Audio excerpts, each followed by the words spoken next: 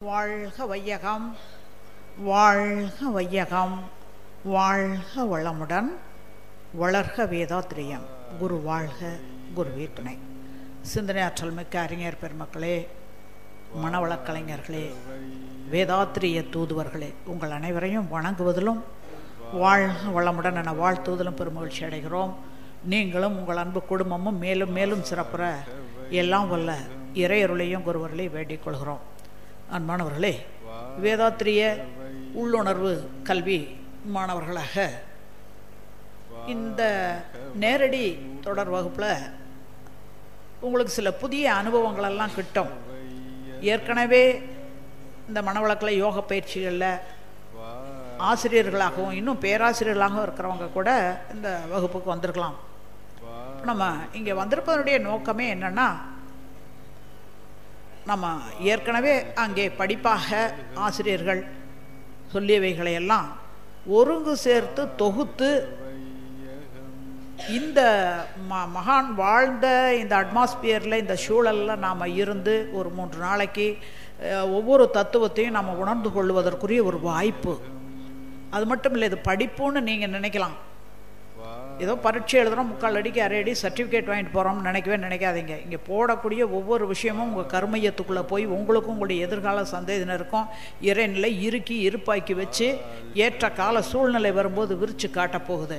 அதன் காரணமாக நம்முடைய வாழ்நாள் முழுவதும் நாம் இனிமையாக வாழ்வதற்கான ஒரு வாழ்வியல் பயிற்சிக்கு வந்திருக்கோம். அதுதான் என்ன, த ஃபிலாசபி ஆஃப் லைஃப் அப்படின்னு சொல்லுவாங்க மகரிஷி. ஏன்னா வாழ்க்கையை விளங்கி கொண்டு வாழும்போது தான் அந்த வாழ்க்கை ஒரு முழுமை பெற முடியும். அதற்கான ஒரு கல்வி திட்டத்தில் நீங்களெல்லாம் சேர்ந்து இப்போ ஒரு 3 நாளும் உங்களுடைய குடும்ப கடமைகள், தொழில் இதையெல்லாம் ஒதுக்கி வச்சுட்டு வந்திருக்கீங்க போது உங்களையெல்லாம் மீண்டும் மீண்டும் வணங்கவும் வாழ்த்தவும் எனக்கு ஒரு ஆசையாக இருக்கிறது.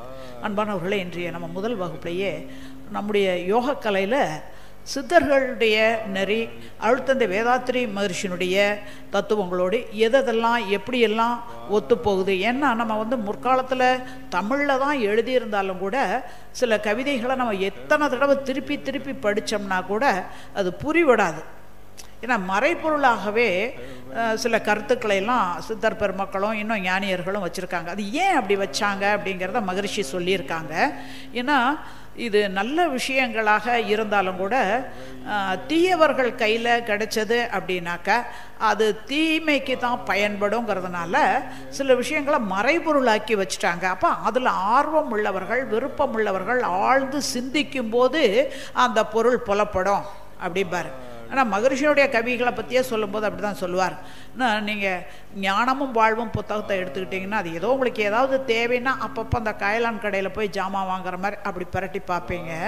ஆனால் நீங்கள் ஒரு கவியை எடுத்து அதை சிந்திச்சு அதில் என்ன பொருள் இருக்குது, வாழ்வியல் விளக்கங்கள் என்ன கொடுத்துருக்கோம் அப்படிங்கிறத மேலும் மேலும் அதில் ஆழ்ந்து நீங்கள் ஆர்வத்தோடு சிந்திக்கும்போது, நான் எந்த நிலையில் இருக்கும்போது இந்த கவி என்னிலிருந்து வெளிப்பட்டதோ அதே மென்டல் ஃப்ரீக்குவன்சி, அதே மன அலைச்சூழல் வேகத்துக்கு நீங்களும் போவீங்க. நான் பெற்ற அந்த அதே அனுபவத்தை நீங்கள் பெற முடியும் அப்படிம்பார். அந்த வகையில் நம்ம இந்த சித்தர் தத்துவம் மிக முக்கியமான ஒரு பொருள். எல்லாமே முக்கியமானது தான்.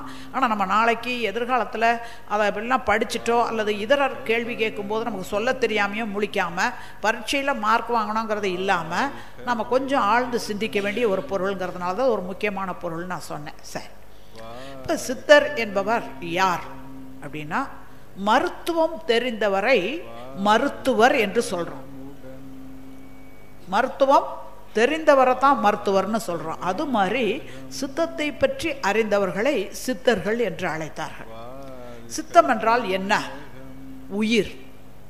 சித்து, சத்துப்பொருள் பெருசு, அது பேரறிவு. இது சித்து என்றால் சின்னது. இப்போ நம்ம கட்டட வேலை செய்கிறவங்கள கூட என்ன சொல்லுவாங்க, சித்தாளு.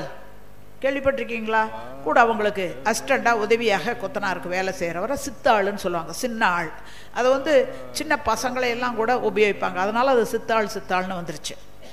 இந்த வகையில் சின்னது எது இருக்கிறலையே, இறைவனை என்ன சொல்கிறோம்? பெரியவனிலும் பெரியவன், சிறியவனிலும் சிறியவன்னு சொல்கிறோம்.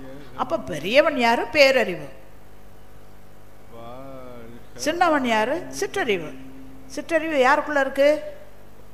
எல்லா இடத்துலையும் இருக்குது. அது இல்லாத இடமோ பொருளோ இயக்கமோ விளைவோ இல்லை இல்லை இல்லவே இல்லைங்கிறார் மகரிஷி. அப்போது இந்த சித்தர்கள் எனப்படுபவர்கள் உயிரை உணர்ந்தார்கள் என்றால் அந்த உயிருடைய இயக்கம் எவ்வாறு இருக்கிறது, அதனுடைய படர்க்கை நிலை மனமாக இருக்கிறது, மனதின் மறுமுனை தெய்வமே அறிவாக இருக்கிறது என்பதை உணர்ந்தவர்கள். அப்போ அங்கே மறைபொருள்னு சொல்லக்கூடிய இறைநிலை, இன்னும் உயிர், மனம், அறிவு, இதையெல்லாம் உணர்ந்தவர்களை தான் நம்ம சித்தர் பெருமக்கள்னு சொல்கிறோம். இவங்களுக்கு மூலம் எது என்ற அந்த சிந்தனையில் இருந்து தான் நம்ம கொண்டு வரணும்.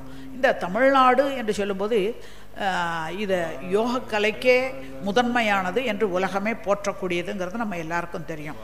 அதை மகரிஷி சொல்லுவாங்க, இந்த இந்திய நாடில், இந்த உலக உருண்டையில் இருக்க எல்லா நாடுகளையும் எடுத்துக்கிட்டிங்கனாலும் இந்திய நாட்டில் இருக்கக்கூடிய ஒரு ஸ்பெஷல் சிறப்பு என்னன்னா 5 வகையான நில அமைப்புகளும் ஒருங்கே அமைய பெற்றது. அதனால் அந்த தட்பவெப்ப நிலை, சீதோஷ்ணம் இதெல்லாம் ஆன்மீகத்துக்கு உகந்ததாக இருக்குது. அதனால தான் வெளிநாட்டில் இருக்கக்கூடியவங்க கூட ஆன்மீகத்தில் ஈடுபடணுங்கும் போது இங்கே வந்து தங்களை மேம்படுத்தி கொண்டார்கள். அதில் பார்த்தீங்க அப்படின்னா அகஸ்டஸ் என்பவர் தான் அகத்தியர். அகஸ்டஸ் அவருடைய ஒரிஜினல் பேர் அகஸ்டஸே, ஆனால் இங்கே இந்தியாவுக்கு வந்த பிறகு அவரை அகத்தியர் என்று பேர். அதே மாதிரி பெஸ்கி என்பவர், அவர் தான் நமக்கு இந்த அகராதியை ஏற்படுத்தி கொடுத்தவர். அவர் வீரமாமுனிவர்னு வச்சுக்கிட்டார். அதே மாதிரி போகருடைய சீடர் புலிப்பாணி, அவருக்கு பேர் ஒரிஜினல் டைகர், இங்கே வந்த பிறகு புலிப்பாணி. இப்படி வெளிநாட்டில் இருக்கிறவங்கலாம் இங்கே நம்முடைய நாட்டை தேடி வந்தார்கள். அதுவும் தமிழகம் குறிப்பாக ஆன்மீக பூமின்னு சொன்னாங்க. இது ஒரு காலத்தில் கன்னியாகுமரிக்கும் தாண்டி இப்போ கடல் தண்ணியாக இருக்குது. ஆனால் அப்போது அதுவும் நிலப்பரப்பாக இருந்து அது நாவலந்தீவுன்னு சொல்லியிருக்காங்க. இன்னும் ஐரோப்பிய மக்கள் அங்கே அவங்க எப்படி குறிப்பிட்டிருக்காங்க அப்படின்னு சொல்லி பார்க்கும்போது ஒவ்வொருத்தரும் அதை ஒவ்வொரு பேரில் சொல்லி அந்த இடம் அவ்வளவு இருந்திருக்குங்கிறதெல்லாம் பின்னாடி வந்தவங்க அதை ரெக்கார்ட் பண்ணி வச்சுருக்குறாங்க. அதனால தான் நம்ம அதை தெரிந்து கொள்ள முடியுது. இதுதான் வரலாறும் பார் மகரிஷி. வரல் ஆறு, வரல் ப்ளஸ் ஆறு வரலாறு. ஆறு எப்படி பார்த்தா நிலையாக இருக்கிற மாதிரி இருக்கும், ஆனால் பழைய தண்ணி போயிடுச்சு புது தண்ணி வருது, பழைய தண்ணி போயிடுச்சு புது தண்ணி வருது, ஆனால் நிலையாக நின்றுட்டு இருக்க மாதிரி இருக்கும். அதுபோல் இந்த மனித குல வரலாறுங்கிறது பழைய மனிதர்களெல்லாம் பிறந்தவர்களெல்லாம் வாழ்ந்து முடிந்து விட்டாங்க. இப்போ நம்ம வாழ்ந்து கொண்டிருக்கோம், இன்னும் எதிர்காலத்தில் இன்னும் வரப்போகிறாங்க. ஆக இதுதான் ஆறு போல தொடர்ந்து இந்த மனித குலத்தில் வந்துக்கிட்டே இருக்குனாக்க முற்காலத்தில் வாழ்ந்த நம்முடைய முன்னோர்களுடைய அவருடைய பழக்க வழக்கங்கள், பண்பு நலங்கள் இதெல்லாம் எதன் மூலமாக நம்ம தெரிந்து கொள்ள முடிகிறது என்றால் அந்த காலத்தில் வாழ்ந்த பெரியார்கள் அங்கங்கே அவருடைய கல்ச்சர், கலாச்சாரம் என்பதையும் பழக்க வழக்கங்களையும் சடங்கு சம்பிரதாயங்களையும் வாழ்வியல் நெறிமுறைகளையும் பதிவு செஞ்சு வச்சாங்க. அதுதான் அது முதல் சங்கம் என்று சொல்லப்பட்டது தென்மதுரைன்னு. அதெல்லாம் இப்போ கடல் சீற்றத்தினால அழிஞ்சு போனதுனால அதன் பிறகு கபாடபுரம்ங்கிற இடத்துல இடைச்சங்கம் வந்து அதன் பிறகு இப்போ நாம் மதுரைன்னு சொல்கிறோமே அது கடைசி சங்கமாக அமைச்சிருக்காங்க. அங்கே சங்ககால புலவர்கள் என்பவர்கள் அவங்களாம் அக உணர்வின் மூலமாக சில விஷயங்களெல்லாம் அவங்களுக்கு புலப்படுது. ஆனால் அதை எடுத்து சொன்னாக்க புரிந்து கொள்ளணுமே எல்லாரும். ரெசிப்டிவிட்டிங்கிறது மிக முக்கியம், ஏற்பு திறன்கிறது, மொழி அப்படிங்கிறது மிக முக்கியம். அந்த வகையில் அந்தந்த காலகட்டத்தில் அவங்க உணர்ந்தவைகளை எல்லாம் எழுதி வச்சுருக்காங்க.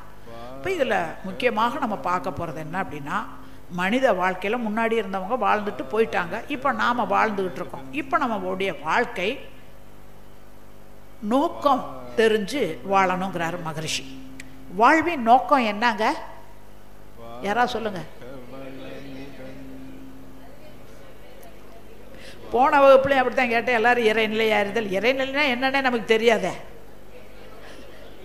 ஒவ்வொரு நிமிஷமும் இறைநிலை அறியணும், இறைநிலை அடையணும்னா நம்ம வாழ்ந்துக்கிட்டு இருக்கோம். காலையில் சோறு திங்கும் போதும், குளிக்கும் போதும், தூங்கும் போதும், எந்திரிக்கும் போதும், வேலை செய்யும் போதும்.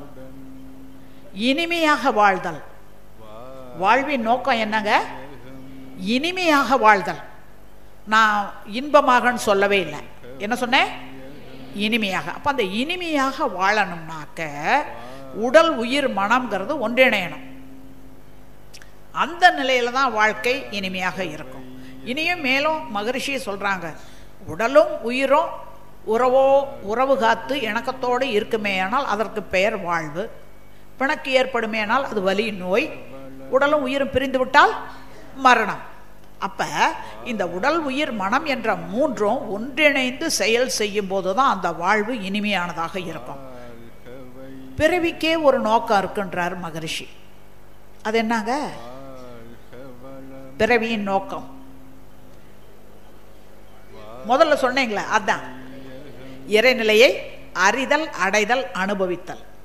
இந்த இறைநிலையை அறிதல், அடைதல், அனுபவித்தலுக்கு இங்கே வாழ்வு இனிமையாக இருந்தால் தான் அதை நாம் ரீச் பண்ண முடியும். இனிமை இல்லை, அங்கங்க பிரச்சனை அப்படின்னா எங்கே போய் இறைநிலையை நினைக்கிறது? இங்கே உலகியல் சார்ந்த விஷயங்களே தான் மனம் மாட்டிட்டு கிடக்கும். ஆக ஆதியிலிருந்து இன்றைக்கு உள்ள வேதாத்திரிய தத்துவம் வரைக்கும் பார்த்தீங்கன்னா மனித வாழ்வு இனிமையாக வாழணுங்கிறது தான் நோக்கம். ஆனால் நம்ம அந்த நோக்கம் மறந்துட்டோம், எப்படி வேணாலும் வாழ்றதுங்கிறோம். ஆக திட்டமிட்ட வாழ்வு வெற்றியை கொடுக்குங்கிறார் மகரிஷி. இப்படித்தான் வாழ வேண்டும் என்பது தான் 6வது அறிவுடைய சிறப்பு. 5 அறிவு விலங்கினங்கள் வரைக்கும் எப்படி வேணாலும் இருக்கு. ஏன்னா நாம் இயற்கை வளத்தை வாழ்வின் வளமாக நமக்கு தேவைப்படுற மாதிரிலாம் அதை பயன்படுத்திட்டு இருக்கோம். அதனால இது 6வது அறிவுடைய சிறப்பு. இறைநிலையை அறிதல், அடைதல், அனுபவித்தல். இது பிறவியினுடைய நோக்கம், மனித பிறவியினுடைய உரிமையும் கூட. அந்த உரிமையை பெற வேண்டும் என்றால் கடமைகளை செய்ய வேண்டும். என்ன கடமை அதுதான் தெரியல. நாம் இப்போ செஞ்சுட்டு தான் இருக்கோம். எத்தனையோ காரியங்கள் செஞ்சுட்டு தான் இருக்கோம், பிறந்ததுலேருந்து சாகிற வரைக்கும். பிறப்பிலிருந்து சாகிற வரைக்கும், இறப்பு வரைக்கும் ஒவ்வொரு நிகழ்வுகளாக நடக்குது. அதில் ஏற்படக்கூடிய அனுபவங்களுடைய தொகுப்பு, அதுதான் வாழ்வு எனப்படுவது. இப்போ இந்த ஒவ்வொன்றிலையும் நாம் இதுவரைக்கும் இனிமையாக வாழ்ந்திருக்கோமான்னு கேள்வி எழுப்பிட்டு பார்த்தோம்னா இல்லை. நம்ம மட்டும் இல்லை, நம்ம முன்னோர்களும் அப்படி தான்.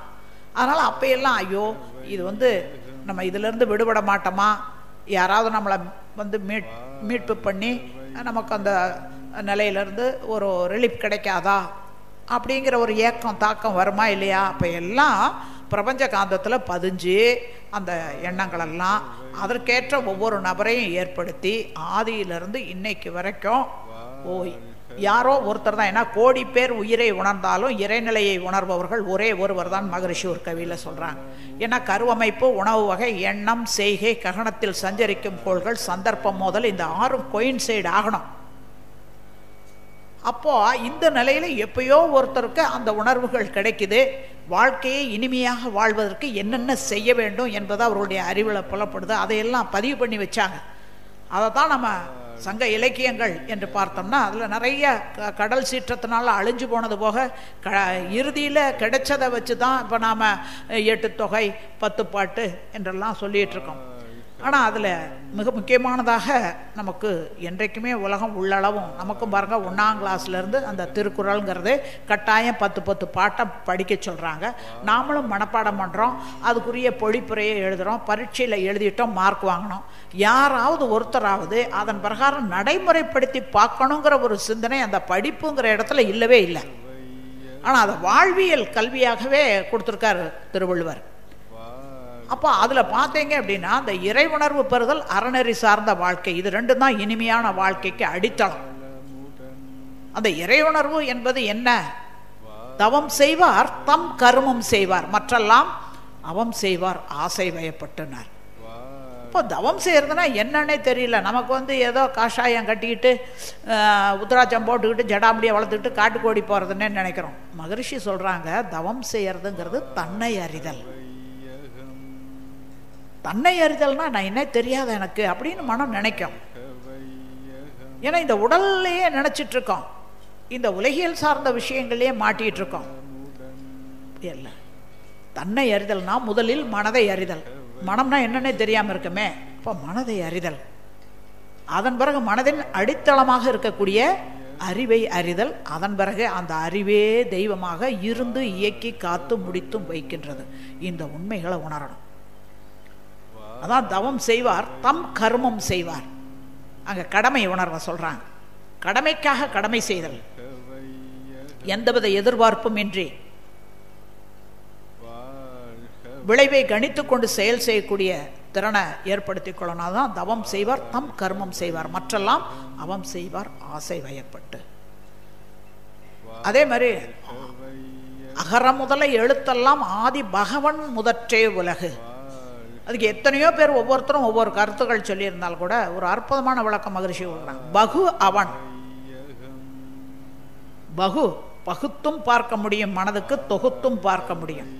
சிற்றறிவாக இருக்கிற வரைக்கும் அது பகுத்து பகுத்து அது வேற இது வேற இது வேற இது வேற இது வேற இப்படியே தான் போகுது. ஆனால் தொகுத்து பார்க்கும்போது தான் அது பேரறிவு. இப்போ இங்கே உட்காந்துருக்கிறவங்க 300 பேர் உட்காந்துருக்கீங்கன்னா 300 பேருடைய அறிவும் கொஞ்சம் கொஞ்சம் தான் இருக்கும், ஆற்றல் கொஞ்சம் கொஞ்சம் தான் இருக்கும். ஆனால் அதை ஒன்று சேர்த்துனா அது இதே போல் இங்கே இந்த பிரபஞ்சத்தில் இருக்க அத்தனை அறிவும் அத்தனை ஆற்றலும் அதான் பேரறிவாளன் திரு. ஆனால் தானே அப்படி துண்டுபடுத்தி கொண்டு பகு என்றால் துண்டுபடுத்தி கொள்றதான் தன் நிலையில் மாற்றம் பெற்று இவ்வளவுமாக வந்திருக்குங்கிற ஒரு உண்மைகளை அங்கே திருவள்ளுவர் திருக்குறளே சொல்லிட்டார். ஒவ்வொன்றிலையும் எல்லா பொருள்களிலும் என்னை காண வல்லவன் எவனோ என்னை விட்டு அவன் பெறுவதில்லை. நாங்கள் அப்போ அந்த நிலைக்கு உயர்த்துவது தான் இறை உணர்வு என்பது. இறைநிலையிலிருந்து மனித மனம் வரைக்கும் இருக்கக்கூடிய அனைத்து விஷயங்களையும் அறிந்து கொள்ளும் போது தான் ஒரு மனித பிரிவினுடைய நோக்கம் நிறைவேறும், வாழ்வு இனிமையாக இருக்கும். இதையெல்லாம் திருவள்ளுவர் சொன்னாலும் அடுத்து அறநெறி சார்ந்து வாழணும். இறை உணர்வு மட்டும் இருந்தால் பிரயோஜனம் இல்லாத அறநெறி சார்ந்ததாகவும் இருக்க வேணும். ஒழுக்கம் விழுப்பம் தரலாம். இப்போ அந்த ஒழுக்கம் என்பதற்கு என்ன அர்த்தம்? ஏன்னா இங்கே மதுபானம் குடிச்சாக்க இந்திய நாட்டில் அது தப்பு, இது ஒழுக்கம் இல்லைன்னு சொல்றாங்க. ஆனால் அமெரிக்காவில் குடிச்சாக்க தப்பே கிடையாது இல்லைங்களா? அப்போ ஒழுக்கம் என்பதற்கு அந்த அர்த்தமானது இன்றைக்கும் சொல்றது, எதிர்காலத்தில் வர்றவங்களுக்கும், இன்னும் இந்த ஊரில் சொல்றத அடுத்த நாட்டில் இருக்க எல்லாருக்கும் பொருத்தமாக இருக்கணும் இல்லையா? அதை தான் மகரிஷி துன்பப்படுத்தாமைங்கிறார். ஒழுக்கம் என்பதற்கு பொருள் என்னன்னா துன்பப்படுத்தாமை. நாம் இதுவரைக்கும் ஏதோ ஒரு கோணத்தில் யோசிச்சுட்டு இருப்போம். ஈதல் இசைப்பட வாழ்தல் அது வல்லது ஊதியமில்லை உயர்க்கு சொல்றார் வள்ளுவர். ஈதல் இசைப்பட வாழ்தல் அதான் துன்பம் நீக்குதல்ங்கிறார் மகரிஷி. இப்போ நீங்கள் இப்போ தவம் முடிச்சோன்னு சொன்னீங்களே, நான் எனது வாழ்நாளில் யாருடைய உடலுக்கும் மனதுக்கும் துன்பம் தரமாட்டேன், துன்பப்படும் உயிர்களுக்கு என்னால் முடிந்த உதவிகளை செய்வேன். அதான் ஈதல் இசைவிட வாழ்தல் அது வல்லது. அப்போ இந்த மாதிரி நம்முடைய வாழ்க்கையை இனிமையாக அமைத்து கொள்ள வேண்டும் என்பதை திருவள்ளுவர் 2000 வருஷத்துக்கு முன்னாடி சொல்லியிருந்தாலும் கூட, இனி அதுக்கு முன்னாடி இவருக்கு எப்படி இது வந்திருக்கு அப்படின்னு பார்க்கும்போது, சிந்து சமவெளி ஹாரப்பா மொஹஞ்சதாரோ நாகரிகம் போது 6000 வருஷத்துக்கு முன்னாடியே இங்கே யோக நிலையில் தியான நிலையில் இருந்த உருவ கடவுளர்களெல்லாம் நம்முடைய முன்னோர்கள் வணங்கியிருக்காங்க. நம்முடைய முன்னோர்கள் வேற, நாம வேற இல்லை. நாம தான் அந்த உருவத்திலிருந்து வணங்கணும். இப்போ இந்த உருவத்திலிருந்து திருப்பி நினச்சி பார்க்குறோம், அவ்வளோதான். இந்த உடல் தான் அழியும், ஆன்மா என்ற அறிவு அழியறதே இல்லை. ஒரு வள்ளுவருடைய உடல் தான் அழிந்தது. ஆனால் இப்போ 3 குறளை நம்ம சொல்லிட்டு இருந்தோமே, நமக்குள்ளார அவர் வாழ்ந்துகிட்டு இருக்காரா இல்லையா? ஆன்மா அழியுதா? அறிவு அழியுதா? இல்லை. உலகம் உள்ளளவு நிலைத்து நீடித்து இருக்கும். அப்போ அந்த வகையில் திருவள்ளுவருக்கு முன்னாடி எப்படி இதெல்லாம் அவருக்கு கிடைச்சிருக்கும் அப்படின்னு பார்க்கும்போது, அங்கே 6000 வருஷத்துக்கு முன்னாடியே அங்கே ஹரப்பா மொஹஞ்சதாரோ நாகரிகம்னு சொல்லும்போது இந்த தமிழர்களுடைய பெருமை அங்கே வரைக்கும் பரவி இருந்திருக்குங்கிறதுக்கு எத்தனையோ எடுத்துக்காட்டுகள் சொல்ல முடியுது. இப்போ வரலாற்று ஆசிரியர்கள் சொல்கிறாங்க, தொல்பொருள் ஆராய்ச்சியாளர்கள் சொல்லிட்டு இருக்காங்க. அவ்வளவு ஒரு பழமையான ஒரு யோக நெறி.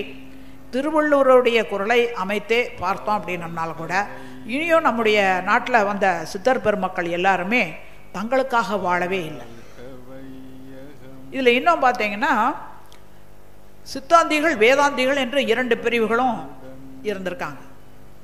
வேதங்கள் என்று சொல்லப்படுவது ரிக் யஜுர் சாம அதர்வண வேதம். இந்த 4 வேதம் நமக்கு தெரியும். ஏன்னா இந்த 4 வேதத்தில் என்ன சொல்லப்பட்டிருக்கு என்றால் எல்லாம் சம்ஸ்கிருதத்தில் சொல்லியிருக்காங்க.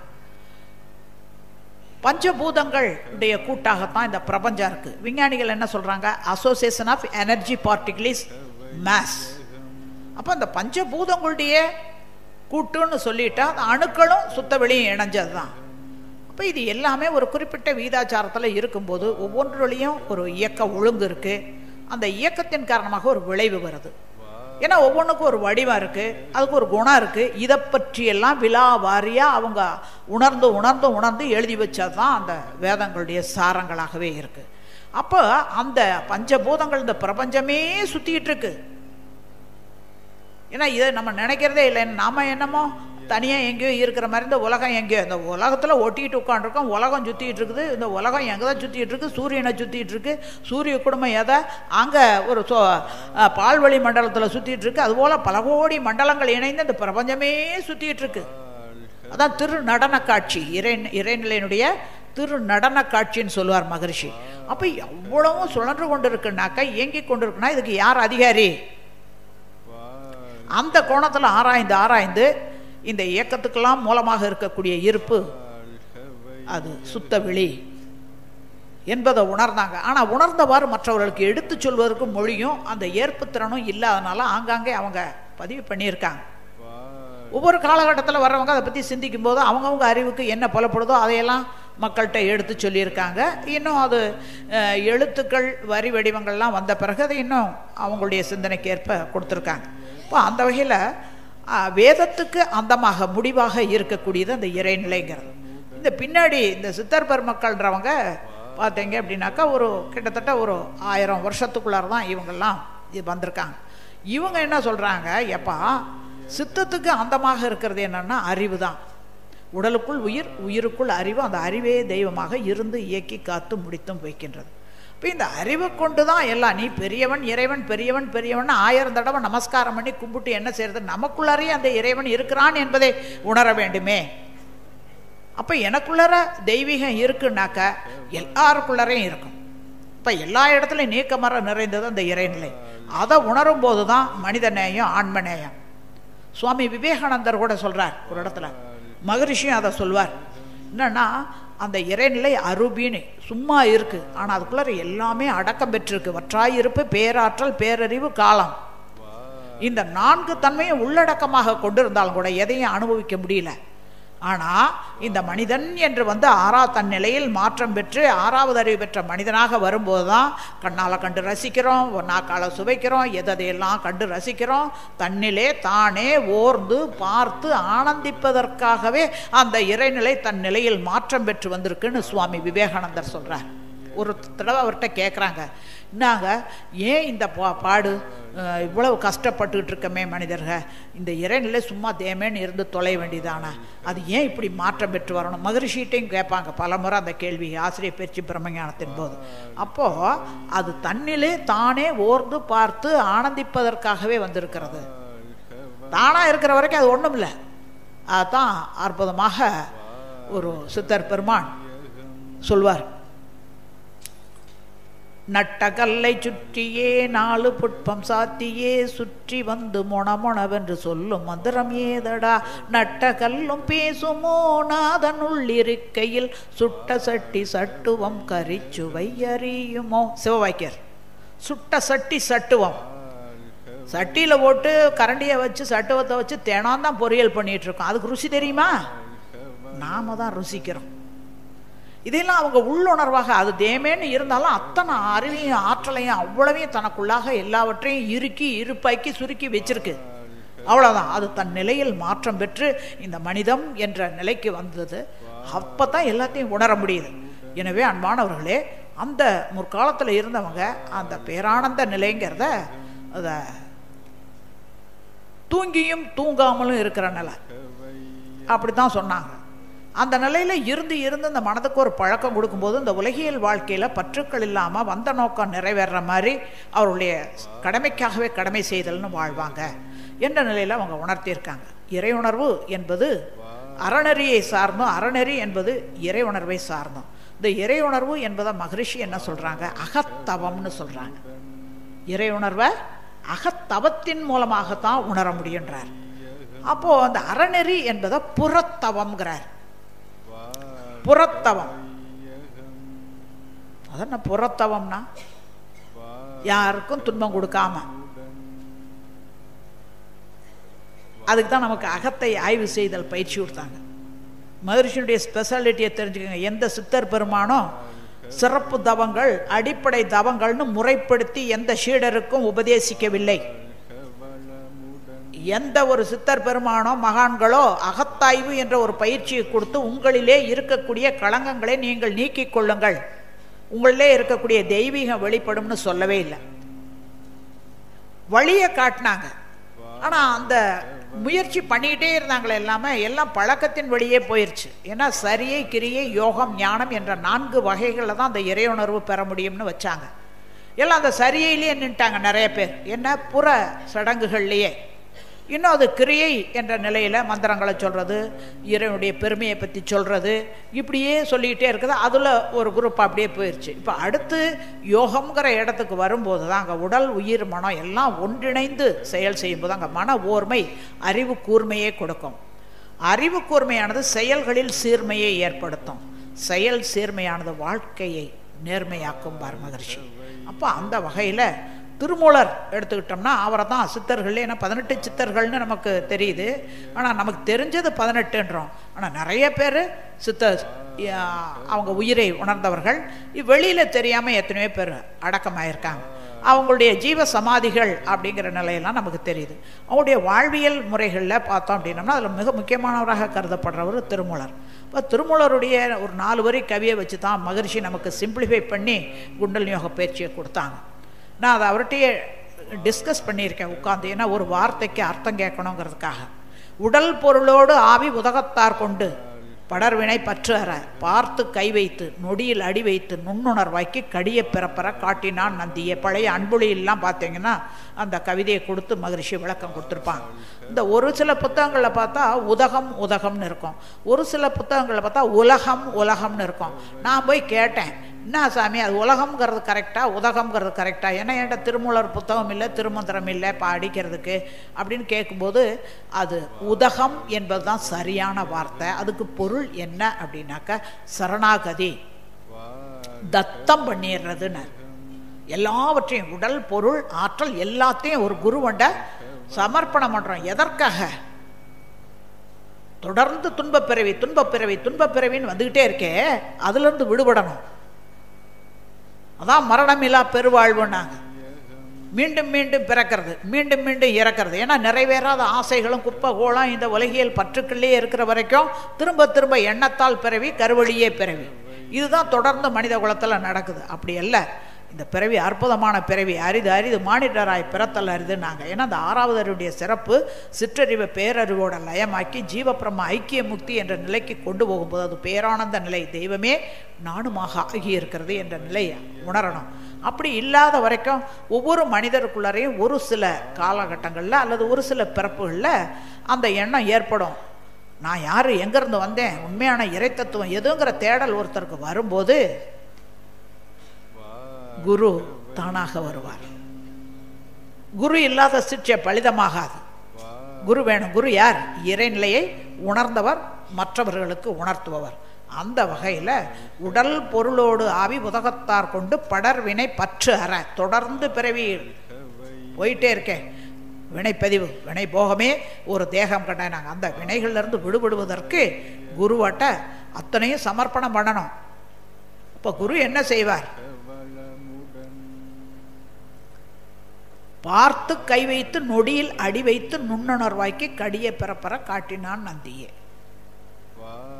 நொடியில் அடி, ஏன்னா முதுகு தன்னுடைய அடி பகுதியில் மூலாதாரத்தில் தான் உயிர் சக்தி தேங்கி இருக்கு. இதுவரைக்கும் பழக்கத்தின் வழியே வந்தவங்களெல்லாம் இன்பம் துன்பத்திலே மாட்டிகிட்டு இருக்காங்க. இன்பமும் கிடையாது, துன்பமும் கிடையாது, எல்லாம் நிகழ்வுகள் தான் வாழ்க்கையில் நடக்கக்கூடியது.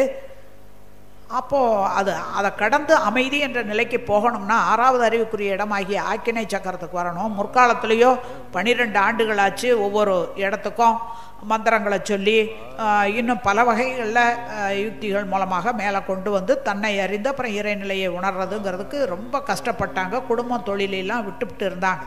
அப்படியெல்லாம் வேண்டியதில்லை. நீங்கள் எந்த நிலையில் இருந்தாலும் உங்களை மேம்படுத்தி கொள்வதற்கு ஒரு உதவியாக இந்த பயிற்சி முறைகளை அமைத்து கொள்ளலாங்கிற வகையில் எளிய முறைப்படுத்தி மகரிஷி நமக்கு கொடுத்துருக்காங்க. இதை சொல்லுவார், இந்த 4 வரி திருமூலருடைய கவி எப்படியோ இந்த ஆன்மீக உலகத்தில் விடுபட்டு போயிடுச்சு அப்படிம்பார்.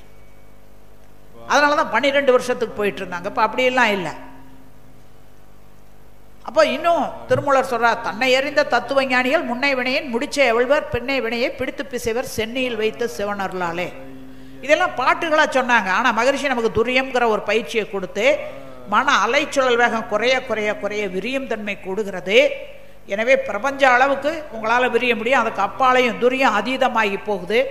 அப்போ அந்த இறை இணைப்பு கிடைக்குது. ஜீவபிரம்ம ஐக்கிய முக்திங்கிற நிலையில் விழிப்பும் மறப்பும் அற்ற நிலையில் இறையுணர்வு பெறுகிறீர்கள். இறையுணர்வு பெற்றுவிட்டால் அறநெறி வாழ்க்கை தானாகவே அமைந்துவிடும். அறநெறி வாழ்க்கையில் நீங்கள் வாழ பழகிவிட்டால் இறையுணர்வு என்பது தானாகவே வந்துவிடும். ஆக அந்த சித்தர் பெருமக்கள் எல்லோருமே அந்த மகிழ்போகம் ஈதல் இரவாமைங்கிறத கடைப்பிடிச்சு வாழ்ந்திருக்காங்க. அறநெறிக்கு புறத்தவம்ங்கிறதா தான் மகிழ்போகம். துய்த்தலில் இனிமையை காத்தல், அனுபோகித்தலில் இனிமை காத்தல், அதைத்தான் 5 அளவும் முறையும்னார் மகரிஷி நமக்கு. ஆனா அதையும் நம்மால பழக்கத்தின் வழியே தொங்கிட்டு இருக்கிறமேங்கிறதுக்காக ஒரு பஞ்சேந்திரிய தவம்ங்கிற ஒரு சிறப்பு தவத்தை மகரிஷி நமக்கு கற்றுக் கொடுத்து, உங்களுடைய அறிவுடைய கட்டுக்குள்ளற உங்களுடைய மனமும் புலன்களும் வர்றதுக்கு உங்களால வரவழைக்க முடியும். ஏன்னா அந்த பழக்கத்திலிருந்து விளக்க வழிக்கு வரணுங்கிறதுக்காக தான் ஐயுணர்வில் மெய்யுணர்வு பெறுவதற்கான தவம்னு கொடுத்தாங்க. ஆக இப்படி ஒவ்வொன்றையும் அந்த சித்தர் பெருமக்களுடைய ஒரு கவிகளை எல்லாம் நம்ம சிந்திச்சு அவங்க சொன்ன முறைகளை எல்லாம் பார்த்தோம் அப்படின்னா இன்னைக்கு நாம பயன்படுத்தக்கூடிய அளவுக்கு அதை பயிற்சி திட்டங்களாக்கி வெறும் போதனைகளாக இல்லாம சாதனை மார்க்கமாக மகரிஷி நமக்கு அமைச்சு கொடுத்துருக்காங்க.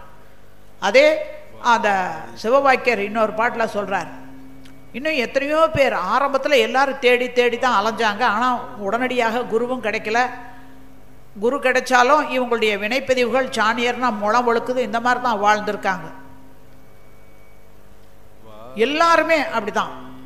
ஓடி ஓடி ஓடியே உட்கலந்த ஜோதியை நாடி நாடி நாடியே நாட்களும் கழிந்து போய் வாடி வாடி வாடியே மாண்டு போன மாந்தர்கள் கோடி கோடி கோடியே எண் நிறைந்த கோடியே. எத்தனையோ கோடி பேர் அந்த அறிவுடைய எழுச்சி தன்னை அறியணும், இறைநிலையை உணரணுங்கிற எழுச்சி ஏற்படும் போது அதற்கு ஒவ்வொரு முறைகளையும் யார் பின்னாடியாவது போய் கற்றுக்கணுங்கிற ஒரு ஆர்வத்தில் போனாங்க. ஆனால் முழுமை பெற முடியாமல் எத்தனையோ பேர் மாண்டு போனாங்க. அவர்களுடைய அனுபவங்களையெல்லாம் எடுத்துக்கொண்டு தான் இன்றைக்கு மகரிஷி நமக்கு வாழ்வியல் மார்க்கமாக்கி கொடுத்துருக்காங்க. அதே மாதிரி பாருங்கள், அந்த ஜீவபிரம ஐக்கிய முக்திக்கு சிவவாக்கியர் அற்புதமாக ஒரு பாட்டை கொடுக்குறார். ஓடமுள்ள போதெல்லாம் ஓடியே உலாவலாம், ஓடமுள்ள போதிலே உறுதி பண்ணி கொள்ளலாம், ஓடமும் உடைந்து போன ஒப்பில்லாத நாளிலே ஆடுமில்லை கோளுமில்லை யாரும் இல்லையானதே. ஜீவபிரம ஐக்கிய முக்திங்கிற நிலையில நாம துரியாதீத தவமியற்றி பழகிட்டோம்னா மரண பயம் என்பது இல்லை. இந்த ஓடமும் உடைந்து போகும் ஒரு நாள். அப்படி உடைந்து போகும்போது ஆடுமில்லை கோளுமில்லை, வீடு வாசல் மாடு மனை மக்கள் அண்ணன் தம்பி அக்கால் தங்கை ஒன்றும் கிடையாது. கொண்டு வந்தது எதுவும் இல்லை, கொண்டு போறது எதுவுமே இல்லை. ஆக நம்ம வாழும் காலத்தில் நாமும் வாழ்ந்து மற்றவர்களையும் வாழ வைக்கக்கூடிய திறன் 6வது அறிவுக்கு இருக்கின்றார். இதுக்கு ஒரு அவர் கொடுத்த கவிக்கு மகரிஷி நமக்கு பிராக்டிஸாக தவமுறையில் துரியாதீத தவம் இதெல்லாம் அடிப்படை தவம்னு கொடுத்து அதை பேஸ் அடிப்படையாக வைத்துக்கொண்டு நமக்கு சிறப்பு தவமுறைகளையும் மகரிஷி கொடுத்துருக்காங்க. இதே போல நாம் அந்த ஆன்மீக வாழ்க்கையில் ஈடுபடும் போது சில உபத்திரவங்கள்லாம் வரும். நம்முடைய வினைப்பதிவுகள் கர்ம வினைப்பதிவுகள் ஏகப்பட்டது இருக்கே. அதுக்கு பாருங்க, திருமூலர் சொல்றாரு, திளைக்கும் வினைக்கடல் தீர்வுறு தோணி இழைப்பினை நீக்க இருவழி உண்டு, கிளைக்கும் தனக்கும் அக்கேடில் முதல்வன் விளைக்கும் தவமும் அறமுமே துணையாகுமே. படகு அந்த காலத்துலலாம் தண்ணியில் பயணம் பண்ணணும்னா படகு அதில் துடுப்பு போட்டு தான் போகணும். அப்படி அந்த பயணத்தில் துடுப்பு போடுறவருக்கு முதுகு கழுத்தெல்லாம் வலிக்கும், ஒரே வேலையை செஞ்சுக்கிட்டே இருந்தா. அது மாதிரி இந்த நீண்ட நெடிய பயணம் பிறவி தொடர் நீண்டுக்கிட்டே போகுதே வாழ்க்கை எனும் பயணம், இதில் நமக்கு அவ்வப்போது சோர்வுகள் வரும். உடலிலே நோயாக, உள்ளத்திலே களங்கமாக, வாழ்க்கை சிக்கல்களாக. அதிலிருந்து மீட்சி பெறணும்னா தனக்கும் தன்னுடைய எதிர்கால சந்ததியினர்களுக்கும் கூட நல்ல சஞ்சித கர்மவினையை ஏற்படுத்தக்கூடிய காரியங்களை தான் செய்யணும். அந்த முதல்வராக இருக்கக்கூடியவர், முன்னோராக இருக்கக்கூடியவர், அது எது? தவம், அறந்தான். தவம் செய்யும் போது தனிமனித அமைதி கிட்டுகிறது, அறம் செய்யும் போது சமுதாய வினை கட்டுகிறது. ஏன்னா மகரிஷியினுடைய நீண்ட நெடுங்கால தொலைதூர பார்வை. அதனால தனி மனிதன் என்பவனுக்கு எல்லா வசதியும் கிடைக்கணும்னா சமுதாயம் வளமாக இருக்க வேண்டுமே. சமுதாயம் வளமாக இருக்க வேண்டும் என்றால் தனி மனிதனுடைய அடிப்படை தேவைகள்லாம் பூர்த்தியானா தான் அவன் சார்ந்த அந்த சமுதாயத்தில் அந்த துறையில் சரியான முறையில் கொண்டு வர முடியும். ஒன்றை சார்ந்து ஒன்றாக இருக்கிறதே. எனவே அன்பானவர்களே, நம்முடைய வினைகள் நம்மளை விடாது.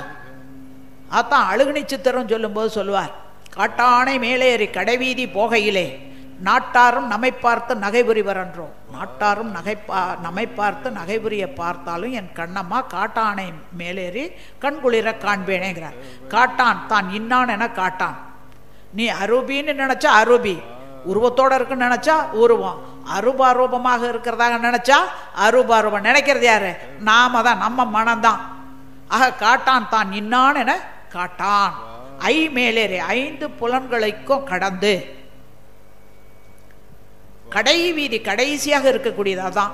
ஏன்னா மனதனுடைய அலைச்சூழல் வேகம் 14லேருந்து 40ன்னு இருந்ததை குறைச்சி கொண்டு வந்து 7ங்கிறதுலேருந்து 4ங்கிற வரைக்கும் கொண்டு வந்து இன்னும் 1 to 3ன்னு கொண்டு போய் டெல்டாவுக்கு போய் நிற்கும் போது அதான் கடைவீதி போகையிலே நாட்டாரும் நம்மை பார்த்து நகை புரிவர். இது வரைக்கும் பழக்கத்தின் வழியே மனம் போன போக்கிலே போய் பழகி தொலைச்சிருக்கமே விடாது, இழுக்கும். ஆனாலும் நான் எப்படியாலும் உன்னை கண்குளிர காண்பேனே. இப்படியெல்லாம் அவங்கெல்லாம் கஷ்டப்பட்டிருக்காங்க. அது நமக்கும் ஏற்படும். ஆனால் அந்த இடத்துல வைராக்கியம் என்பது மிக முக்கியம். இந்த ஆன்மீக வாழ்க்கையில் நம்ம ஈடுபட்டுட்டோம். இப்போ இதில் நமக்கு முக்கிய தேவை என்னன்னா, வாழ்வின் நோக்கம் என்ன, பிறவியின் நோக்கம் என்ன, அதுக்கு மாறுபடாமல் வாழ்வதற்குரிய ஒரு வாய்ப்புகளை நாம் ஏற்படுத்தி கொள்ள வேண்டும். அதே போல் ஒவ்வொரு முறையும் பார்த்தீங்கன்னா, இப்போ கடைசியாக நமக்கு சைவ சித்தாந்தத்தில் என்ன சொல்லுதுன்னா, குறைவில்லா நிறை. இறைநிலையை பற்றி சொல்லும்போது சைவ சித்தாந்தம் என்ன சொல்லுதுன்னா, குறைவில்லா நிறைன்னு சொல்லுது. அதுதான் மகரிஷி வற்றாயிருப்புங்கிறார். வற்றாயிருப்பு அது அட்சயம்ங்கிற வார்த்தையும் சொல்லுவார், குறைவில்லா நிறை. அதுக்கு ஒரு உதாரணம் சொல்றார் பாருங்க. ஒரு கட்டி தங்கம் வச்சிருக்கீங்க, பாதியை எடுத்து டோலாக்கு, ஜிமிக்கி, சங்கிலி, என்னென்ன பண்ணணுமோ நகை நட்டுகளாக எல்லாம் செஞ்சுட்டோம். இப்போ தங்கத்தை காணோம்னா எப்படி முழு தங்கம் இருக்கும்? இருக்கு ஆனா இல்லை ஆனா இருக்கு. அதுதாங்க விழிப்பும் மறப்பும் அற்ற நிலைங்கிறதுல இயங்கும் பிரபஞ்சமும் இருக்கும், இயக்கத்திற்கு மூலமாக இருக்கக்கூடிய இருப்பும் இருக்கும். அந்த நிலைக்கு போகும்போது தான் எல்லா பொருள்களிலும் அந்த இறைநிலையினுடைய வற்றாயிருப்பு, பேராற்றல், பேரறிவு, காலம் என்ற வளம் 4ம் அங்கே உள்ள இருக்கிறத நம்மால் உணர முடியும். ஆக நகைகளாக ஆயிடுச்சே அல்லாம தங்கம் இல்லாம போகலையே, இருக்கு. ஆனால் மன மாசுகளின் காரணமாக நமக்குள்ள இருக்க தெய்வீகத்தை நம்ம மறந்துட்டோம். கடந்த மகரிஷிக்கு முன்னாடி வாழ்ந்த நம்முடைய வள்ளல் பெருமான் கூட அற்புதமாக சொல்றார், அருட்பெருஞ்சோதி அருட்பெருஞ்சோதி தனிப்பெருங்கரனே அருட்பெருஞ்சோதினார். ஜோதி ஜோதி ஜோதி சுயம், ஜோதி ஜோதி ஜோதி பரம்னார். ஜோதி என்றால் நாம எல்லாம் விளக்கப்படுத்தி வச்சுட்டு சாமி மட்டும் எனக்கு அது வேணும் இது வேணும் இது வேணும் இப்படியே பழகிட்டோம். இறைவன்கிட்ட போய் வேண்டணும்னு அவசியமே இல்லை. நம்முடைய வினைப்பதிவுகளுக்கு ஏற்ப எல்லாமே நடக்கும். நாம் செயல்களை ஒழுங்குபடுத்தி கொள்ளணும்.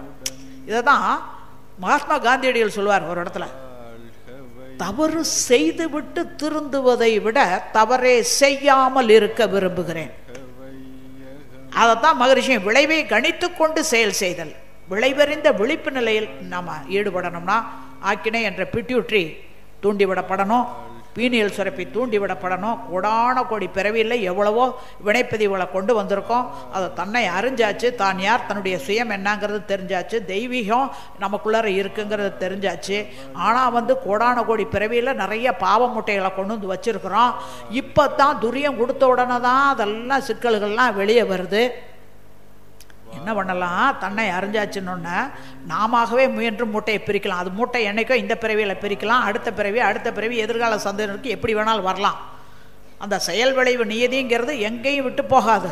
இறையுணர்வுங்கிறது என்னவோ இல்லை, செயல்களிலே விளைவாக தெய்வ ஒழுங்கமைப்பு இருக்க தவறு இழைத்து பரமனை பின் வேண்டுவதால் என்ன பயன்னு மகரிஷி கேட்குறாங்க. செயல்களை ஒழுங்குபடுத்தி கொள்ளணும்னாக்கா நம்முடைய மனதை ஒழுங்குபடுத்த வேண்டியவர்களாக இருக்கும். மன மாசுகளாக இருக்கு. இப்போ அதிலிருந்து மீட்சி பெறணும். அதுதான் வள்ளல் பெருமான் சொல்லும்போது, இன்று வருமோ நாளைக்கே வருமோ என்று வருமோ அறியேன் என் கோவே, துன்று மலமாயை அற்று வெளிக்குள் வெளி கடந்து சும்மா இருக்கும் சுகம். இன்று வருமோ நாளைக்கே வருமோங்கிறார். அந்த துன்று மல மாயைனா அதான் 3 மலங்கள். அதுதான் சித்தர் பெருமக்களும் சொன்னாங்க, மகரிஷியும் சொல்றாங்க. Man -3 impurities equal to God. 3 குற்றங்கள் மனிதனிலே இருக்கு. அந்த குற்றங்களை நீக்கிட்டா தெய்வீகம் வெளிப்படும். ஆணவம், கண்மம், மாயை. இப்ப அதுல இருந்து விடுபடணுமே. மீண்டும் மீண்டும் துன்ப பதிவுகளையே ஏற்படுத்தி இருந்தா பாவப்பதிவுல மீண்டும் பிறவி தான். அதனாலதான் அங்க அதற்கு ஒரு முற்றுப்புள்ளி வைக்கணும். மகிழ்போகம் என்பதை துய்த்தலில் அனுபவிப்பதில் இனிமை காத்தல் அப்படிங்கிறது தான் மகிழ்போகம். ஈதல் என்பது பிறருடைய துன்பத்தை நீக்குதல். நாங்கள் இரவாமைன்னு வச்சாங்க. இரவாமைன்னா என்ன, செத்து போகாம இருக்கிறதா? எல்லாரும் இப்படி இங்கே தங்கிட்டா, வந்தவரெல்லாம் தங்கி விட்டால் என்ன ஆகும்? இந்த பூமியில் இடமில்லை பாடியிருக்காருல கண்ணதாசன். அதனால இந்த உடல் தான் அழியும், ஆன்மா அழியறதே இல்லை. மீண்டும் பிறவி மீண்டும் பிறவி மீண்டும் பிறவிங்கிற பிறவித்தலை அறுபடணும், மரண பயம் நீங்கணும். இந்த பிறவியில் உண்மையை தெரிஞ்சுக்கிட்டோம், நாம் தெய்வத்தினுடைய ஒரு பகுதியாக இருக்கோம், அதெல்லாம் மறந்துட்டு வாழ்ந்துட்டு இருக்கோங்கிறத குரு மூலமாக உணர்ந்து விட்டோம். அப்போ நம்ம தெய்வீகத்தை வெளிப்படுத்தணும். இடையிலேயே பாதியில் செத்து போயிட்டா என்ன பண்ணுறது? அதனால தான் அவர் ஒரு தரித்த நாடியில் ஒடுங்குகின்ற வாயுவை கருத்தினால் இருத்தியே கபாலமேற்றவல்லீரேல் விருத்தரும் பாலராவார் மேனியும் சிவந்திடும் அருள் தரித்த அம்மை பாதம் உண்மை உண்மை உண்மையே. அவர் பாடினாரு, மகரிஷி அது காயல்பு பேச்சு கொடுத்துட்டார். பல ஆயிரம் பிறவி எடுத்தேற்ற பாவ பதிவுகளை ஒரு பிறவி காலத்துக்குள் மாற்றிக்கொள்ளலாம், மனிதனாகலாம், தேவனாகலாம். நான் ஆகிவிட்டேன்றார் மகரிஷி. இப்போ நம்ம முயன்றா முடியாதா? மனிதன் முயன்றால் முடியாததுங்கிறதே இல்லை. மகாத்மா காந்தியடிகள் சொல்றார், என் ஒருவனால் முடிகிறது என்றால் உங்கள் எல்லோராலும் முடியும். ஏனென்றால் நானும் மனிதன், நீங்களும் மனிதன். மனிதம் என்று எடுத்துக்கொண்டால் 1 to 40 சைக்கிளிங் பர் செகண்ட்ல இயங்கக்கூடிய ஸ்பெசி. அப்போ என்னால் முடியுதுன்னா ஏன் உங்களால் முடியாதுன்னு கேட்குறாங்க. முயற்சி திருவனை ஆக்கும். இப்போ அந்த வகையில் அந்த 3 குற்றங்கள்லேருந்து விடுபடணும். ஆனால் முற்காலத்தில் இருந்தவங்க ஒவ்வொருத்தரும் ஒவ்வொரு மெத்தட்ஸ், இந்த சரியை கிரியை யோகம் ஞானம்னு சொன்னமே, இந்த யோகம் என்பதில் பல வகையான முறைகளை எல்லாம் அவங்க தேர்ந்தெடுத்தாங்க. அதனால தான் அகத்தியர் சொல்லும்போது மந்திரம் மனமது செம்மையானால் மந்திரம் செபிக்க வேண்டாம், மனமது செம்மையானால் வாசியை உயர்த்த வேண்டாம், இன்னும் வாயுவை அடக்க வேண்டாம், மனமது செம்மையானால் மந்திரமும் நம்முடைய வசமாகுமே என்று பாடுறார். மகரிஷியாக தான் சொல்றாங்க, வாசி யோக முறையொன்றும் இங்கு இல்லை, வாய்விட்டு உச்சரிக்கும் மந்திரமில்லை,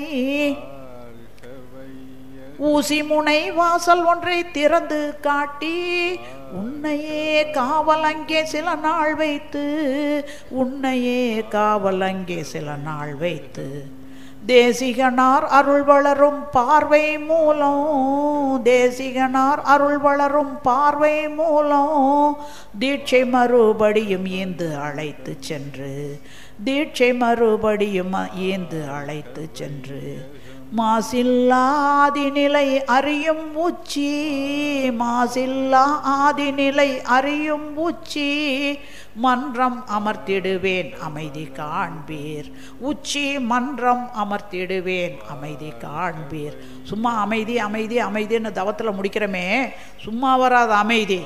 இந்த ஒவ்வொன்றும் ஸ்டெப் பை ஸ்டெப்பாக கொடுத்து, ஆக்கினை கொடுத்து, சாந்தி கொடுத்து, துரியம் கொடுத்து, மன அலைச்சல் வேகம் குறைய குறைய குறைய அங்கே மாசில்லா ஆதிநிலை அறியும் உச்சி துரியம் அதீதமாகும் போது அவருக்கு விரிஞ்சு நின்ன அந்த ஒரு காட்சியை தான் எந்த சித்தர் பெருமக்களும் துரியாதீதம் என்ற வார்த்தையை சொல்லியிருக்காங்களே அல்லாமல், ஆனால் அதை முறைப்படுத்தி தவமுறையாக்கி தன்னுடைய சீடர்களுக்கு உபதேசித்ததாக வரலாறு இல்லை, இல்லை, இல்லவே இல்லை. ஆனால் மகரிஷி அதை நமக்கு முறைப்படுத்தி ஸ்டெப் பை ஸ்டெப்பாக கொண்டு போய் மனிதப்பிரினுடைய நோக்கம் இது, வாழ்வின் நோக்கம் இது. அப்போ இது இறையுணர்வு பெறணும்னா நீங்கள் அறநெறி சார்ந்து வாழணும். எண்ணம் ஆராய்தல், ஆசை சீரமைத்தல், சினம் தவிர்த்தல், கவலை ஒழித்தல், இதெல்லாம் முடிச்சிங்கன்னா தான் உங்களால் அந்த நிலையில் நிற்க முடியும்னார். ஏன்னா இங்கே அவ்வளவு கலங்கப்பட்டு போய் இருக்குங்கிறத நமக்கு தெரியாமல் இல்லை வாழ்ந்துகிட்டு இருக்கோம். எனவே அன்பானவர்களே, சித்தர் பெருமக்கள் உடலை பற்றி உயிரை பற்றி அவர்கள் அறிந்தார்கள், கவிகளாக சொன்னார்கள். இன்னும் அந்த காலங்களில் ஆசனங்களெல்லாம் செஞ்சுருக்காங்க. உடம்பார் அழியில் உயிரார் அழிவர், இடம்பட மெய்ஞானம் சேரவ மாட்டார், உடம்பை வளர்க்கும் உபாயம் அறிந்து உடம்பை வளர்த்தேன் உயிர் வளர்த்தேனேனார். ஆனால் அந்த உடம்பை எப்படி வளர்க்க வேண்டும், இன்றைக்கு விஞ்ஞான முறை பிரகாரம் மகரிஷி நமக்கு இந்த ஓட்டங்களெல்லாம் சரியான, ஏன்னா ரத்த ஓட்டம், வெப்ப ஓட்டம், காற்றோட்டம், உயிரோட்டம் குறிப்பிட்ட சுழல் வேகத்தில் குறிப்பிட்ட அழுத்தத்தில் இருக்கிற வரைக்கும் சொன்ன பேச்சு கேட்குது. நாம் மனதை அறியணும், அதனுடைய அடித்தளமாக இருக்கக்கூடிய அறிவை அறிய வேண்டும் என்று சொன்னால் உடல் சரியாக இருக்கணுமே. உடல் சரியில்லைன்னா எப்படி? தவ ஆற்றலை தாங்கி கொள்ளக்கூடிய வலிமை உடலுக்கு வேணும். தவவேகம் உடல் வலுவை மீறும் போது தனித்திடவும் வழியுண்டு. அதை காணாமல் சிவநிலையை அடைய முயன்று சித்தி அடையாமுன்னம் கனல் மிகுந்து மாண்டு போனவங்க எத்தனையோ பேர். தற்போது இந்த அம்சமே இல்லைன்ட்டார் மகரிஷி. ஏன்? சாந்தி யோகம்ங்கிற இறங்குபடி தவத்தை மகரிஷி கொடுத்து அதை முறைப்படுத்தி இருக்கார். முற்காலத்தில் இருந்த அந்த தவமுறைகள் சித்தர்கள் அருளியதை பூராமே கம்ப்ளீட்டாக இன்னைக்கு உங்களுக்கு சிறப்பு தவம்னு 9 சென்டர் மெடிடேஷன் சொல்லி கொடுத்துருப்பாங்க. அது மகரிஷியினுடைய ஸ்பெஷாலிட்டி.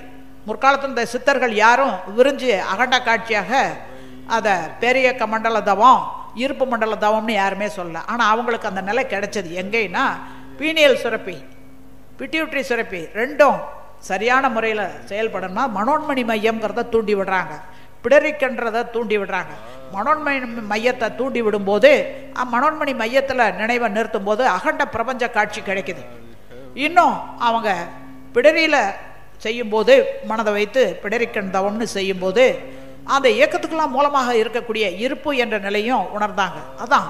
ஆனால் மகரிஷி அவர் துரியம் அதீதமாகி துரியாதீதம் அவருக்கு அந்த உணர பெற்ற பிறகு எல்லா தவமுறைகளையும் நமக்கு மேல்நிலை தவம்னு வச்சாங்க. ஏன்னா அடிப்படை தவங்கள் துரியாதீதம் எடுத்த பிறகு 9 சென்டர் மெடிடேஷனில் உங்களுக்குள்ளாக ஒன்றி புள்ளியாக இரு அன்றேல் விரிந்து அகண்டாகாரமாக ஆராய்ச்சியோடு இரு என்ற வகையில் கொடுத்தாங்க. எனவே அன்பானவர்களே, சித்தர் பெருமக்களும் சரி, வள்ளல் பெருமானும் சரி, வேதாத்திரி மரி சரி, எல்லாருமே கோடியில் ஒருத்தராக அந்தந்த காலகட்டத்தில் வாழும்போது அவர்கள் பெற்ற அக உணர்வுகளை எல்லாம் நம்மக்கிட்ட கொடுத்துருக்காங்க. இந்த மக்கள் எடுத்துக்கொள்கிறவங்களுடைய நிலையை பொறுத்து தான் அவங்க உயர முடியும். சும்மா ஏதோ நம்ம தெரிஞ்சுக்கிட்டோம்னாக்க அல்ல. ஏன்னா அறிதல் அடைதல் அனுபவித்தல்னு 3 சொன்னோம். அறிதல் அனுபவித்தல் ஆகாது. ஒரு சின்ன பாப்பா அங்கே உட்காந்துருக்கு, அது கையை மூடிட்டு இருக்கு. நான் உடனே கேட்குறேன், ஏன் பாப்பா என்ன வச்சுருக்க கையில்? நான் சாக்லேட் வச்சுருக்கேன் பாட்டி சொல்லுது என்கிட்ட. சாக்லேட்டா? எனக்கு அதை பற்றி தெரியவே தெரியாது, இது வரைக்கும் எனக்கு தெரியாது. இப்படி வச்சுக்கோ ஒரு பேச்சுக்கு. எங்கே காமி? அது கையை விரிச்சு காமிக்குது. எனக்கு என்ன தெரியுது? தொட்டு பார்க்குறேன், ஒரு கெட்டியாக இருக்குது, ஒரு பேப்பராக இருக்குது, அவ்வளோதான், வேற ஒன்றுமே இல்லை. இது என்ன கேட்குறேன். பாட்டி, பேப்பரை பிரித்து வாயில் போட்டால் சுவைச்சா இனிப்பாக இருக்கும். இனிப்பா? அது எப்படி இருக்கும்? நான் கேட்குறேன். அட பைத்தியம், இனிப்பு எப்படி இருக்கும்னு நான் என்னால் அப்படி சொல்ல முடியுமா? நீயும் போய் வாங்கி சாப்பிட்டு பாரு. இந்த குழந்தை அப்படி தான் சொல்லும். இப்போ அறிந்து கொண்டோம், அந்த சாக்லேட் என்ற ஒரு பொருளை பற்றி நாம் அறிந்து கொண்டோம். நம்முடைய அறிவு அறிந்து கொள்ளுகிறது. ஒன்லி நோய் அது அனுபவமாகுமா? அறிந்து கொண்டது அனுபவமாகாது. இப்போ அடையணுங்கிற ஒரு முயற்சி, அதுகிட்ட மேலும் நம்ம கேட்குறோம், இது எங்கே கிடைக்கும், என்ன ஏது எல்லாம். இந்த கடையில் விற்கிது, ₹1 கொடுத்தா வாங்கலாம் எல்லாம் சொல்லுது. ஓ, இன்னும் கொஞ்சம் எனக்கு அடிஷ்னலாக இன்ஃபர்மேஷன்ஸ் கிடச்சிருச்சு, தகவல்கள் கிடச்சிருச்சு. இப்போ நான் காசை எடுத்துக்கிட்டேன், அங்கே போகிறேன், வாங்கிட்டேன், அடைந்து விட்டேன். அடைந்தது அனுபவித்ததாக ஆகுமா? அந்த மிட்டாயை பிரிக்கிற வித்தை எனக்கு தெரியணும், கீழே நழுவாமல் வாய்க்குள்ளே போடுற வித்தை தெரியணும். இத்தனை விஷயம் இருக்குது அந்த ஒரு சின்ன மிட்டாய்க்கே. வாய்க்குள்ளே போடையில் தவறி விழுந்துட்டா தீர்ந்து போச்சு. ஆக அந்த மிட்டாய் என்பதை அக அனுபவமாக நாம அனுபவிக்கும் போது தான் அந்த தெய்வீகம் நமக்குள்ளர வெளிப்படும். எனவே சித்தர் பெருமக்கள் ஒவ்வொருவரும் எவ்வளவோ நமக்கு கொடுத்துருந்தாலும் கூட அழுத்தந்தை மகரிஷி அவங்க தான் அதை போதனை கலந்த சாதனையாக்கி கொடுத்துருக்காங்க. அதில் மிக முக்கியமான விஷயம் இந்த காந்த தத்துவங்கிறது. காந்தம்ங்கிறத முற்காலத்தில் இருந்த சித்தர் பெருமக்கள்லாம் பிரணவம்ங்கிற வார்த்தையில் சொன்னாங்க. பிரணவ பொருள்னே சொன்னாங்க. அது வேற இது வேற நினச்சக்கூடாது. காந்தம் என்பது ஒன்று தான். ஒன்றே குலம் ஒருவனே தேவன்னு சொன்ன மாதிரி காந்தம் என்பது ஒன்று தான். ஆனால் இது ஜீவன்களில் இருக்கும்போது ஜீவகாந்தம்னு நம்ம சொல்கிறோம். இது அவங்க காரண சரீரம்ங்கிறாங்க. சித்தர்கள் என்ன சொல்கிறாங்க? காரண சரீரம். ஸ்தூல சரீரம்ங்கிறது செல்களாலும் சிற்றறைகளாலும் அடுக்கப்பட்டது. இதற்கு ஊடே சூக்குமமாக உயிர் என்ற ஒரு பொருள் ஓடிக்கொண்டிருக்கிறது, உலவிக்கொண்டிருக்கிறது.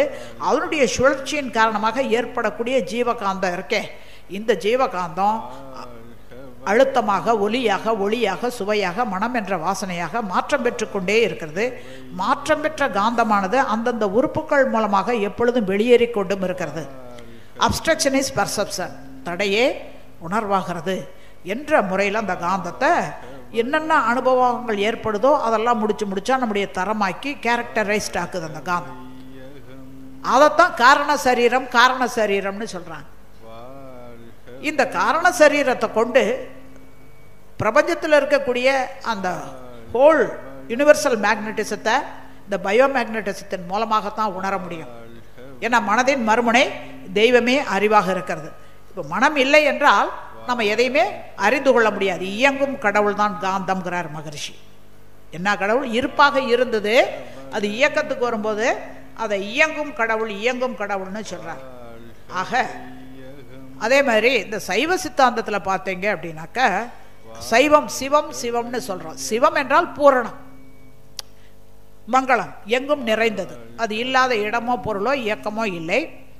அது நீடித்தது, நிலைத்தது, நேற்றும் இருந்து இன்றைக்கும் இருந்து நாளைக்கும் இருப்பது. எது மாறாததோ எது நீடித்ததோ அதுதான் மெய்ப்பொருள். இதை மகரிஷியினுடைய முதல் கவியிலேயே இறைவணக்க கவியில் சொல்றார். ஆதி எனும் பரம்பொருள் மெய்ங்கிறார். மெய்ங்கிறதா உண்மை. மகரிஷி இப்போ உலக சமுதாய சேவா சங்கம்னு இன்னைக்கு நம்ம சொல்லிட்டு இருக்கோம்.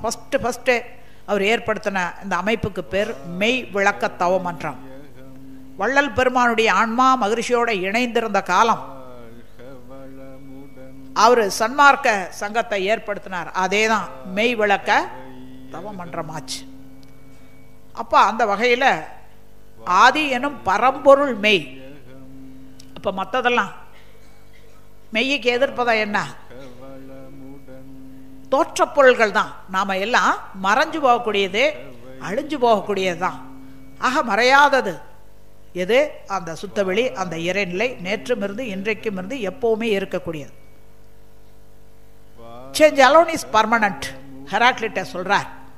எல்லாமே மாறிக்கொண்டிருக்கும், அந்த நிலை மட்டும் மாறவில்லை. அதை உணரக்கூடியது அந்த ஆறாவது அறிவு தான். அதனாலதான் ஆதி எனும் பரம்பொருள் மெய். அது எழுச்சி பெற்றது. நீதி நெறி உணர் மாந்தராகி வாழும் நிலை உணர்ந்து தொண்டாற்றி இன்பம் காண்பதற்காக. எதுக்காக எழுச்சி பெற்றதுனாக்க நீதி நெறி உணர் மாந்தராகி வாழும் நிலை உணர்ந்து தொண்டாற்றி இன்பம் காண வேணும். அப்ப அந்த மெய்ப்பொருள் அது சத்திய பொருள், அது என்றைக்கும் இருக்கக்கூடியது, நம்மிலும் இருக்கக்கூடியது என்பதை நம்ம மறந்துறோம். அப்ப அந்த சிவம் என்பது பூரணம், மங்களமானது. அது எங்குமே எல்லாருக்குள்ளாரே எல்லாமாக இருக்கிறது. சடப்பொருள்களில் அதனுடைய தன்மையாக, ஜீவன்களில் மனமாக, மனிதனிலே ஆறாவது அறிவாக. அப்ப அந்த நிலையை உணர்த்துவதற்கு சத்காரியவாதம்ன்றாங்க சைவ சித்தாந்தத்தில். அவங்களுடைய நெறிகளை சத்காரியவாதம்ங்கும் போது என்னன்னா, இருக்கிறத இல்லைன்னு சொல்ல முடியாது, இல்லாததாக ஆக்க முடியாது, இல்லாத இருக்கிற மாதிரி பண்ண முடியாதுங்கிறதான் அவர்களுடைய ஒரு நெறி. அதான் வித்தினிலே மரமும் மரத்தினிலே வித்தும் என்ற முறையில் இறைநிலையே தன் நிலையில் மாற்றம் அடைந்து இன்றைக்கு மனிதன் வரைக்கும் வந்திருக்கு. அதை அனுபவமாக்கி பார்க்கணுங்கிறார் மகரிஷி.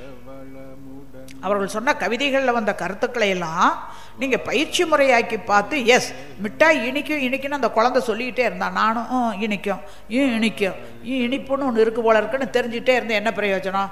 நானே மிட்டாயை வாங்கி சுவைச்சு அதை அனுபவப்பட்டு பார்க்கணும் இல்லையா? அதுதான் ஆத்மானுபவங்கிறது. அதுதான் இறை அனுபூதின்னு சொல்றது.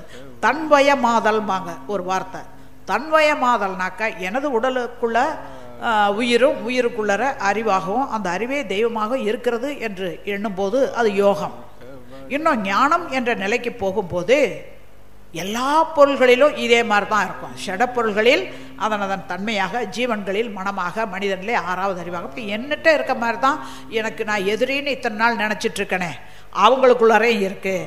இன்னும் ஒவ்வொரு சிறு பொருளை எடுத்துக்கிட்டாலும், ஒரு ஜீவனை எடுத்துக்கிட்டாலும் எல்லாத்துக்குள்ளரே அந்த இறைநிலை இருக்கு என்பதை உணரணும்.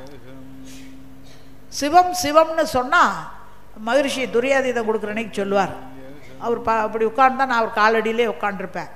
அப்போ சொல்லுவார், சிவம் சிவம்னு சொன்னால் எல்லாரும் தலையில் ஒரு செடாமுடியும் ஒரு பாம்பையும் வச்சுக்கிட்டு, கழுத்தில் ஒரு பாம்பு, அப்புறம் இங்கே தலையில் ஒரு அம்மா இருக்குது, அப்புறம் இடுப்பில் ஒரு புளித்தோல் போட்டுக்கிட்டு அப்படி நடனம் ஆடுறோம். இப்படியே நினச்சிக்கிட்டு இருக்கிறோம். நாம் சிவம்னா பூரணம், மங்களம், இது எங்கும் நிறைந்ததுங்கிற பொருள் அப்படிம்பாரு. எனக்கு என்ன ஞாபகம் வரும்னா, சிவம் சிவம்னு சொன்னால் சிவாஜி கணேசன் தான் ஞாபகம் வருவார். ஏன்னா நான் சினிமாவில் சிவாஜி கணேசனை தானே பார்த்து பழக்கம். யோசனை பண்ணி பாருங்க. இதுபோல் இந்த மனதுக்குன்னு ஒரு பழக்கத்தை எல்லாம் கொடுத்து வச்சிருக்கிறோமே, அந்த பழக்கத்தை எல்லாம் கொஞ்சம் ஓரங்கட்டி விளக்க வெளிக்கு விளக்க வழிக்கு நம்ம வர்றதுக்கு தான் இந்த மாதிரி ஒரு 3 நாளைக்கு நீங்கள் என்ன தான் படிப்பாக இருந்தாலும் கூட சில அனுபவங்களோடு சேர்த்து பார்க்கும்போது இனியும் கொஞ்சம் உங்களுக்கு இந்த தத்துவங்களில் மேம்படுவதற்கு வாய்ப்பாக இருக்கும். அதனால தான் அந்த தவவேகம் உடல் வலுவை மீறும்போது தனித்திடவும் வழியுண்டுங்கிற அந்த தணிக்கிறதுக்கு தெரியலை. சுவாமி விவேகானந்தருக்கு கூட பார்த்தீங்க அப்படின்னாக்க வயிற்றுப்பகுதியிலேருந்து மூலாதாரம் வரைக்கும் இவர் கடப்பாறையை சொருகி வச்ச மாதிரியே ரொம்ப நாள் கஷ்டப்பட்டதாக சொல்லியிருப்பாங்க. ஏன்னா அந்த சாந்தி யோகத்துக்கு இறக்கிக்கணுங்கிறது தெரியாமையே எத்தனையோ கஷ்டப்பட்டிருக்காங்க முற்காலத்தில் இருந்த சித்தர் பெருமக்கள். அதே மாதிரி ஒவ்வொரு மையத்தையும் அவங்க மலர்களை ஓமானமாக வச்சு, ஏன்னா திருவள்ளுவரே சொல்றார், மலர் மிசை ஏகினான் மானடி சேர்ந்தால் நிலமிசை நீடு வாழ்வார்னாங்க. அந்த மலர்னா ஒவ்வொரு மையங்களையும் எண்டோக்ரைன் கிளான்ஸ் நாளமில்லா சுரப்பிகளையும் 4 இதழ் உடைய மலர், 6 இதழ் உடையது, இன்னும் 14 இதழ் உடையது, 1000 இதழ் உடையது என்றெல்லாம் அந்த இதழ்களை சொல்லி அதனுடைய அமைப்பை சொல்கிறாங்க. அந்த வகையில் நமக்கு அதையெல்லாம் கடந்து துரியாதீதம் என்ற ஒரு நிலைக்கு போகணும். அப்படிங்கிறதா மலர் மிசை ஏகினால் மானடி சேர்ந்தான் நிலமிசை நீடு வாழ்வார். இனியும் வள்ளுவருடைய குரலில் பார்த்தீங்க அப்படின்னாக்கா, தன்னுயிர் தான் அறப்பெற்றானை சொல்லுங்க முடியுங்க, யாருக்கு தெரியும்? ஏனைய மண்ணுயிரெல்லாம் தொழும். என்ன தனது இயக்குவது அறிவு, இயங்குவது உயிர், உணர்வது மனம், உணர்த்துவது உடல் என்ற முறையில் ஒவ்வொருத்தரும் உணர்ந்து கொள்ளும்போது என்னிலே இருக்கிற மாதிரி தான் எல்லாருக்குள்ளாரையும் இருக்குன்னு ஒரு செய்யும் போதே யாருக்கும் துன்பப்படுத்த மாட்டோம். துன்பப்படுத்தினா என்ன, இறைவனுக்கே துன்பப்படுத்துகிறோம். அப்போ அப்பேர் கொண்டவங்களை ஏனைய மண்ணுயிரெல்லாம், தன்னுயிரையே தெரியலையே, எனது உடலுக்குள்ளார உயிர் இப்படி இயங்கிட்டு இருக்கு, அந்த உயிருடைய இயக்கத்தின் காரணமாக படர்க்க நிலையில் மனமாக இருக்கு. நம்ம கண்ணால் கண்டோம், காதால் கேட்டோம், மூக்கால முகர்ந்தோம், நாக்கால சுவைச்சோம், அத்தனை நம்ம அறிவில் கொண்டு ஸ்டோர் பண்ணி வச்சுருக்கோம். அந்த அறிவு தான் தெய்வமாக இருக்கிறது, அப்படியே தரமாக இருக்கிறது, தன்மையாக இருக்கிறது, பர்சனாலிட்டியாக இருக்குது. இதெல்லாம் தெரியல. நான் நினச்சதெல்லாம் நடக்கணும், இன்பமாக வாழணுங்கிறாங்க. இன்பம் துன்பங்கிறதே இல்லவே இல்லையுமே. நல்லா யோசனை பண்ணி பாருங்கள். பேசிகிட்டே இருக்கோம், 1 மணி ஆகுது.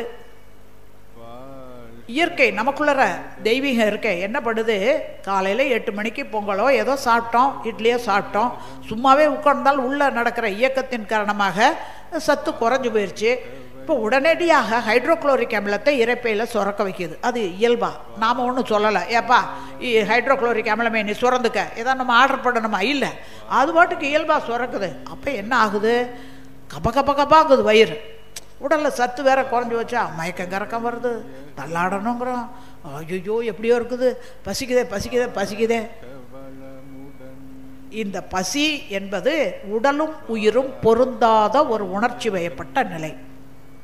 அதானே, உடலுக்கும் உயிருக்கும் பொருந்தாத ஒரு உணர்ச்சி வயப்பட்ட நிலையை பசி என்ற வார்த்தையில் சொல்கிறோம். இந்த வார்த்தை வர்றதுக்கு முன்னாடி ஏதாவது சொல்ல முடிஞ்சதா? ஆனால் அந்த வார்த்தைகளை கண்டுபிடிச்சி மொழி வழக்கில் வரும்போது அது பசின்னு, அது பின்னாடி வர என்ன ஆகிப்போச்சு, பசி துன்பம்ங்க. அது ஒரு துன்ப உணர்வு. ஏன்னா உடலும் உயிரும் பொருந்தாத ஒரு உணர்ச்சி வயப்பட்ட நிலையை துன்பம்னு சொல்லி பழகிட்டோம். அது ஒரு நிகழ்வு தான். நமக்குள்ளே இருக்க தெய்வீகம் அந்த நடத்தி காட்டுது. சத்து குறைஞ்சி வச்சு கொஞ்சம் உள்ளே போடு அப்படிங்கிறத அறிவிக்கிறதுக்கு கப்பாங்குது.